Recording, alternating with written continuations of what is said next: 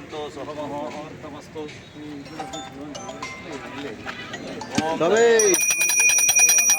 ಶಾಸಕ ಎಸ್ಎನ್ ಸುಬ್ಬಾರೆಡ್ಡಿ ವತಿಯಿಂದ ವಿವಿಧ ರಸ್ತೆ ಕಾಮಗಾರಿಗಳಿಗೆ ಗುದ್ದಲಿ ಪೂಜೆ.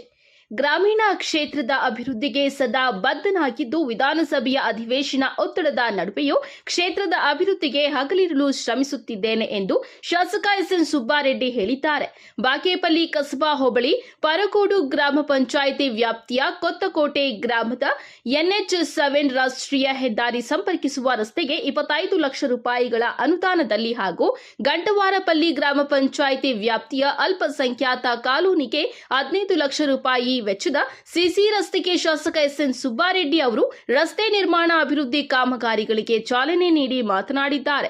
ಗ್ರಾಮೀಣ ಅಭಿವೃದ್ಧಿಗೆ ನಾನು ಸದಾ ಬದ್ಧ ಹಾಗೂ ಕ್ಷೇತ್ರದಲ್ಲಿ ಯಾವುದೇ ಕಾರಣಕ್ಕೂ ಅಭಿವೃದ್ಧಿ ಕೆಲಸಗಳು ಕುಂಠಿತವಾಗಬಾರದು ಎನ್ನುವುದು ನನ್ನ ಉದ್ದೇಶವಾಗಿದೆ ಎಂದು ಹೇಳಿದ್ದಾರೆ. ಸ್ಥಳೀಯರ ಸಲಹೆ ಸೂಚನೆ ಪಡೆದು ಕಾಮಗಾರಿಗಳನ್ನು ನಿಗದಿತ ಸಮಯದಲ್ಲಿ ಪೂರ್ಣಗೊಳಿಸುವಂತೆ ಗುತ್ತಿಗೆದಾರರಿಗೆ ಸೂಚಿಸಿದ್ದೇನೆ ಎಂದರು. ಈ ವೇಳೆ ಸ್ಥಳೀಯ ಜನಪ್ರತಿನಿಧಿಗಳು, ಗ್ರಾಮಸ್ಥರು ಸೇರಿದಂತೆ ಹಲವಾರು ಜನ ಉಪಸ್ಥಿತರಿದ್ದರು.